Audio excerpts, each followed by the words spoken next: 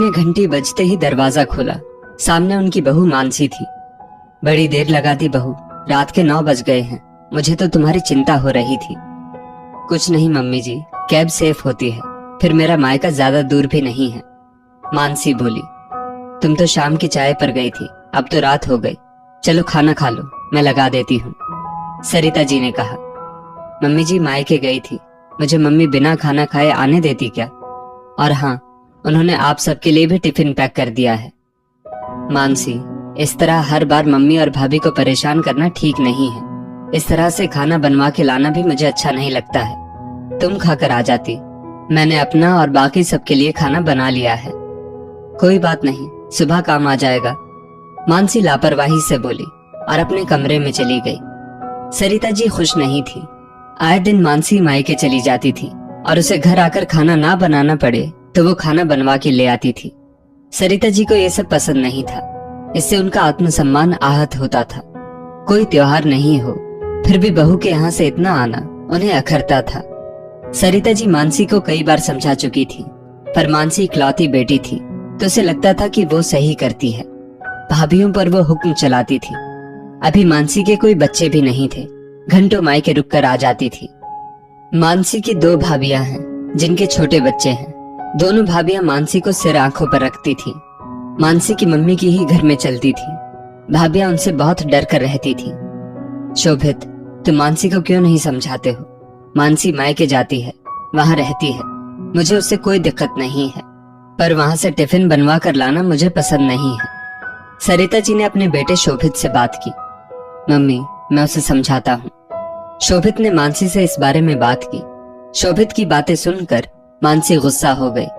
मैं जबरदस्ती खाना बनवा के नहीं लाती हूँ, मेरे मायके वाले भेज देते हैं। ससुराल वालों को और क्या चाहिए? मानसी, तुम समझती क्यों नहीं?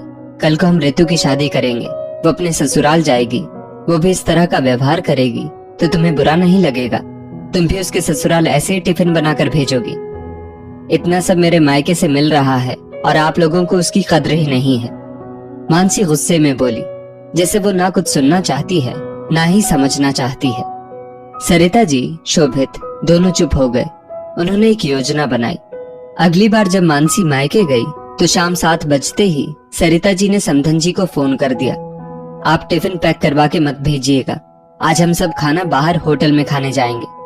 ये सुनकर मानसी की भाभियों को आराम मिला, वरना हर बार मानसी के जाते ही उन पर तनाव हो जाता। पहले तो ननद रानी के लिए खाना बनाओ, फिर बाकी सास ससुर ननद के लिए बनाकर भेजो। ये सुनकर मानसी भी जल्दी ही ससुराल पहुंच गई और वहां का नजारा देखकर आग बबूला हो गई। आपने मुझसे झूठ बोला कि हम खाने के लिए बाहर जाएंगे, अब मुझे भी रसोई में लगना होगा। अच्छा भला टिफिन बन रहा था, किसी को कोई काम तो नहीं करना पड़ता।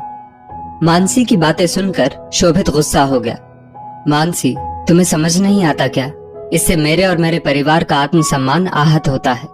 वो परिवार जो अब तुम्हारा भी है, जिसके सम्मान की रक्षा करना तुम्हारा भी दायित्व है। तुम इस तरह आए दिन हमारा अपमान नहीं कर सकती। कोई अपमान नहीं होता है, मम्मी खुशी से सब पैक करती है, इसी बहाने मुझे आराम मिल जाता है, मुझे खाना नहीं बनाना पड़ता। पर इन सब का भार तुम्हारी भाभियों पर पड़ता है। यहाँ मैं और तुम्हारी ननद ऋतु भी मदद कराती है, तुम अकेले तो कभी खाना नहीं बनाती हो। मानसी, तुम्हें समझना होगा। ये कहकर सरिता जी चुप हो गई। एक दिन मानसी ससुराल में बिना बताए अचानक से मायके पहुंच गई। भाभियों के बच्चे देखते ही बोले, बुआ टिफिन लेने आ गई।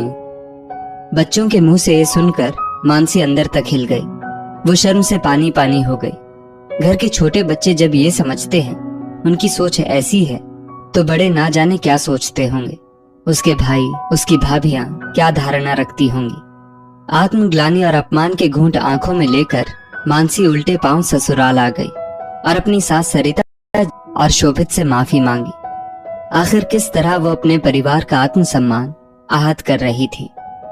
दोस्तों, शादी के बाद ये एक लड़की के ही हाथ में होता है कि वो किस तरह अपने ससुराल वालों का सम्मान मायके में बनाकर रखती है।